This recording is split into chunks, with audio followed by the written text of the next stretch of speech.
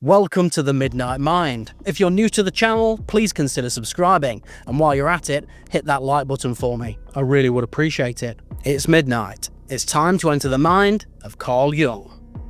Have you ever noticed how some people seem to control the room without even speaking? They don't raise their voice, they don't argue, they don't chase. They simply withdraw, and the atmosphere shifts instantly. People who took them for granted suddenly pay attention. Those who dismissed them start to wonder, and those who thought they understood them realize they never did. Imagine if you did the same. Imagine if you stopped being so predictable. If you didn't respond to every message, every call, every provocation. Imagine if you allowed silence to take the place of your automatic reaction. What do you think would happen? The truth is that everything would change, because your availability has been the thread holding together dynamics that only exist because you allow them to.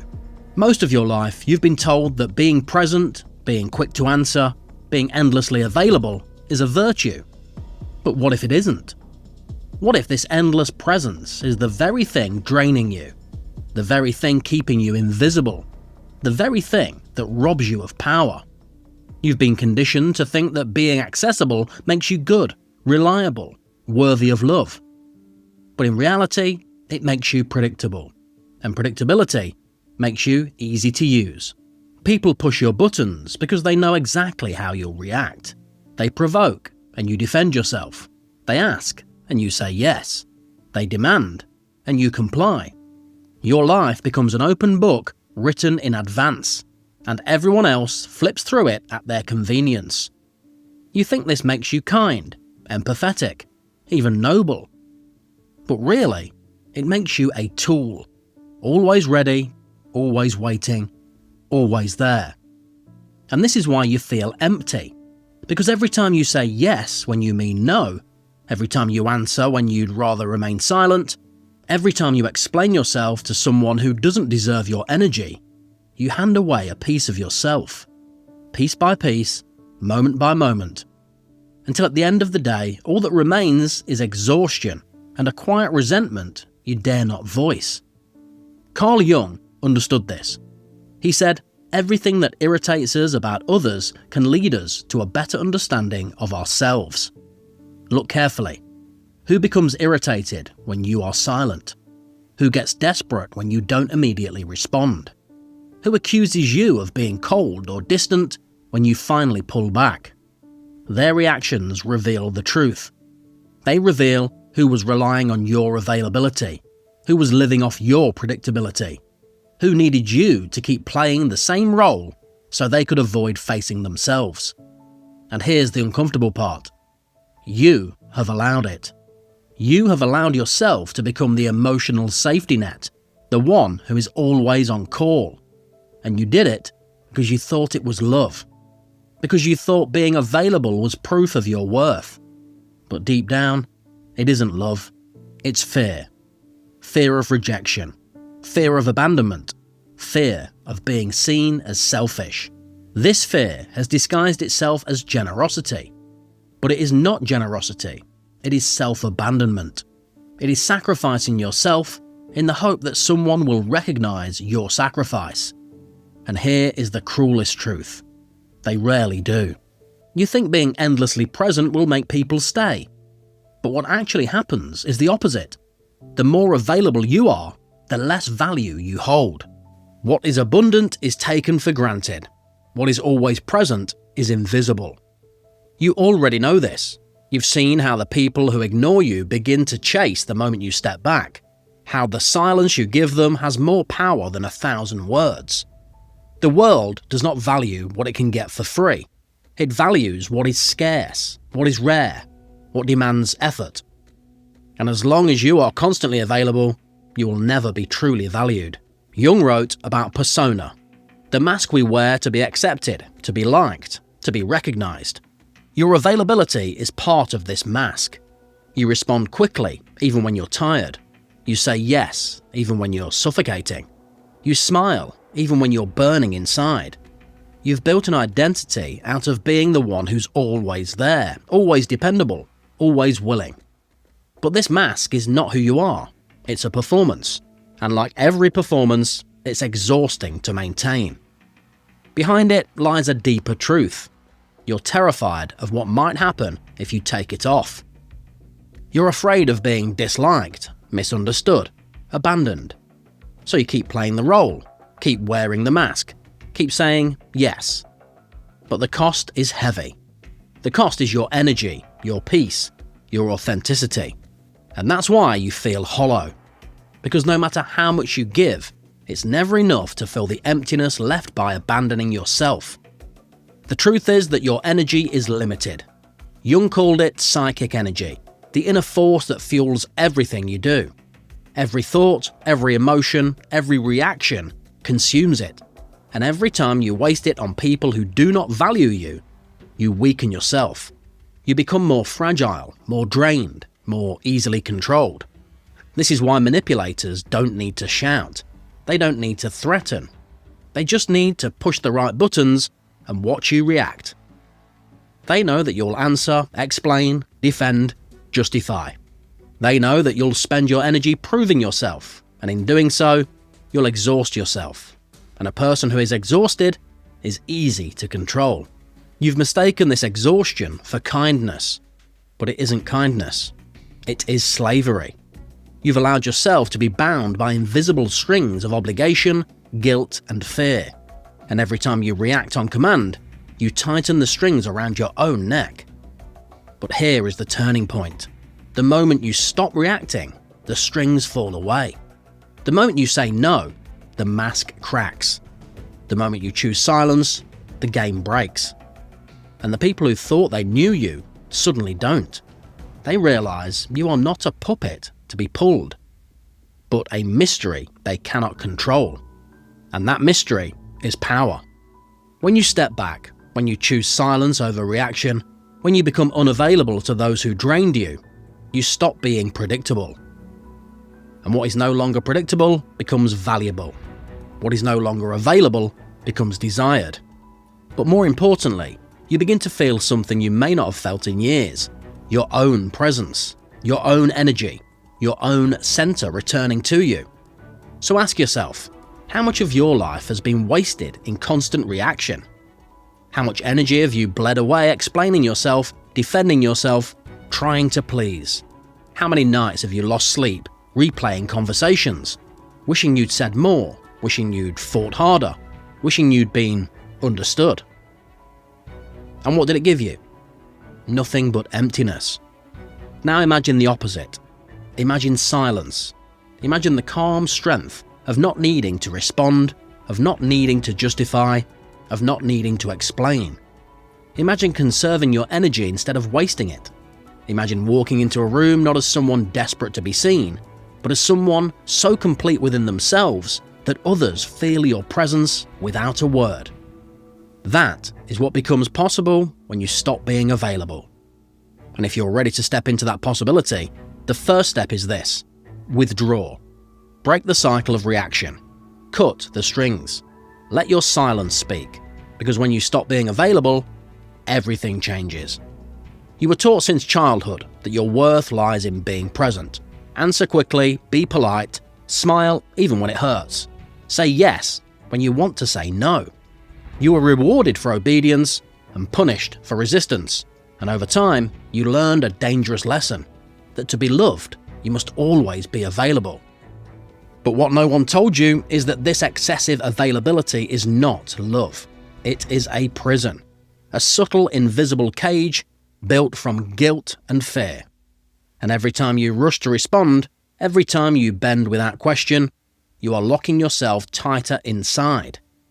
Think about it. Why do you react so quickly? Why do you feel the urge to answer, to explain, to justify yourself? It's not instinct, it's conditioning. And this conditioning makes you predictable. Predictability makes you easy to use. The truth is brutal. When people know exactly how to react, you stop being a person and start being a tool. They press your emotional buttons and watch you light up on command. A criticism, a request, a hint of guilt, and suddenly you are there, explaining, apologizing, defending yourself. They don't need to force you. They just need to trigger you. Carl Jung saw the psyche as an energy system. He called it psychic energy, the fuel of your inner life. Every thought, every emotion, every action burns some of it, and your supply is not infinite. The question is simple: are you choosing where your energy goes, or are you letting the world drain it from you? Every time you engage in pointless arguments, every time you defend yourself against an accusation that never deserved an answer, every time you react to someone else's chaos, you spend energy you will never get back. And the people around you know it. Opportunists sense it. Manipulators thrive on it. They notice that you can't resist reacting, that you're always available, always explaining, always giving, and they take advantage. And here's the cruel irony: the more available you are, the less value you hold. What is abundant is cheap. What is always there is invisible. The more you give, the more you are taken for granted. You've lived this. You've seen how your silence unsettles people more than your words ever did. How your absence cuts deeper than your presence. Because what is rare is respected, and what is always accessible becomes background noise. Jung spoke about projection, the psychological trick where people cast their own darkness onto others. But there's another side to it. When you are always available, you become a blank canvas for those projections. People don't see you. They see what they want you to be. A saviour, a crutch, a source of validation, a distraction from their emptiness. And because you never step back, because you never interrupt the role, you become trapped in their story. That friend who only calls when they need something. That partner who leans on you but never lifts you. That colleague who unloads their chaos onto your shoulders. None of them are relating to the real you. They are relating to the mask you've agreed to wear. And you wear it because you are afraid of what might happen if you take it off. The most effective manipulation doesn't come through shouting or threats. It comes through guilt. Through a quiet, unspoken feeling that you owe someone your time, your energy, your presence. That if you don't respond, if you don't help, if you don't explain, you are failing them. And so you continue to be available, even when it's destroying you. But the moment you stop reacting, everything shifts. The moment you stop feeding the projection, the mask begins to crack. The people who thought they knew you are forced to face the truth. They never knew you at all. They knew the role. They knew the performance. But the person behind it remains a mystery. And the mystery unsettles people. It makes them nervous, even angry, because your silence forces them to face themselves. The absence of your reaction exposes the noise in their own minds. They can no longer use you as an escape, so they accuse you. They call you distant, cold, different. But this isn't about you, it's about them. It's about the void inside them that your constant availability used to fill. Jung said, "We do not become enlightened by imagining figures of light, but by making the darkness conscious." When you stop reacting, you shine that darkness back on the people around you. You stop absorbing their chaos, and suddenly they're left with nothing but themselves. And that is unbearable for many. But what about you? Are you ready for what happens when you break the pattern? Are you prepared for the discomfort of silence? Because at first it feels unbearable. You'll feel guilty. You'll feel selfish. You'll hear the accusations. You've changed. You're distant. You're cold. And part of you will want to run back to the old role just to stop the noise. But if you can endure it, something incredible happens. The silence that once felt like emptiness becomes presence. The absence that once felt like loss becomes clarity. And the energy that leaked out of you in every direction begins to return. Jung taught that a healthy psyche is one that knows how to keep energy within the system. In practice, this means learning to say no without apology. It means choosing silence without shame. It means observing before reacting. True power is not in how loudly you respond, but in how selectively you act. Think about the people you've met who radiate authority without raising their voice. They don't need to explain themselves. They don't need to justify. Their strength lies not in being reactive, but in being sovereign over their own energy. You feel their presence because they have mastered silence. This is why silence is more than absence. It is a language. It communicates boundaries without a single word. It unsettles those who want control. It draws respect from those who understand strength, and most importantly, it reconnects you with yourself. But don't misunderstand. Silence is not passivity. It is not cowardice. It's not escape. Silence is choice. It's deliberate, conscious, razor sharp. It is the refusal to waste your life on noise that does not matter. It is the power of saying, I will not play this game. The world has no mercy for the endlessly available, but the moment you choose silence, the moment you withdraw, you stop being prey and stop being predictable, and that shift changes everything. So, ask yourself, who drains your energy the most? Who keeps you in cycles of reaction? Who benefits from your predictability? These are the people who will fight hardest against your silence, but they are also the proof that you are on the right path. When you stop being available, you become rare, and rarity is power. At first, withdrawing feels like loss. The silence is uncomfortable, almost unbearable. You feel guilty for not answering. You hear the echo of voices saying you're selfish, arrogant, unkind, and the weight of that silence presses you like you've done something wrong. But this is only the beginning, because slowly, the silence begins to change. What felt like emptiness begins to feel like space. The guilt begins to dissolve into clarity, and the loneliness you feared turns into solitude. Not the solitude of absence, but the solitude of presence, your own presence, finally felt without interruption. This is the moment when you stop being a reactor and start becoming a creator. You are no longer tossed around by every demand, every criticism, every expectation. You're no longer chained to the buttons people pressed to make you dance. You begin to move from your own center, guided not by fear of rejection, but by choice. And here lies the paradox. When you stop being available to everyone, you become more valuable to the right ones. When you are no longer the emotional emergency button, the endless resource, the predictable presence, people who truly respect you begin to notice. They step forward. They meet you with the same energy you give. And those who only wanted to drain you drift away, revealing themselves for what they always were: temporary parasites feeding on your openness. You will lose people, yes. You will lose places, routines, entire versions of your life that were built on your constant accessibility. But what you gain is far greater. You gain your strength. You gain your time. You gain the respect of those who recognize your silence not as absence, but as power. Carl Jung wrote that individuation, the process of becoming who you truly are, requires this separation. You cannot become whole while chained to the expectations of others. You cannot hear your own voice if you never stop answering theirs. Individuation demands retreat, a sacred withdrawal where you strip away the mask and discover the person beneath it. This is why your silence is so threatening to others, because it doesn't just free you, it forces them to face themselves. As long as you were available, they never had to look at their own shadows.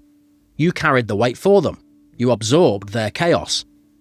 But the moment you stop, the mask falls, and they are confronted with the emptiness they've been hiding from. That is why they call you cold. That is why they accuse you of changing.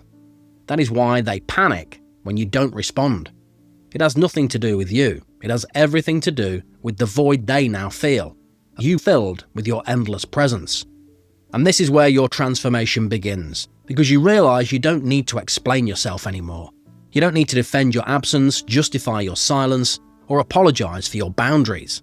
You owe nothing but loyalty to yourself. And the moment you stop explaining is the moment you stop being controlled. The world is addicted to noise. Endless talking, endless reacting, endless attempts to prove worth. But the ones who master silence carry a different kind of presence. They walk into a room without needing to announce themselves. They command respect without a word. Because their energy is no longer scattered. It is contained. It is whole. This is the power you reclaim when you stop being available. Your words become rarer, and therefore heavier. Your presence becomes scarcer, and therefore more valuable.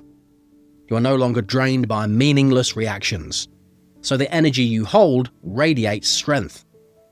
Of course, this path is not easy. You will be misunderstood. You will be rejected.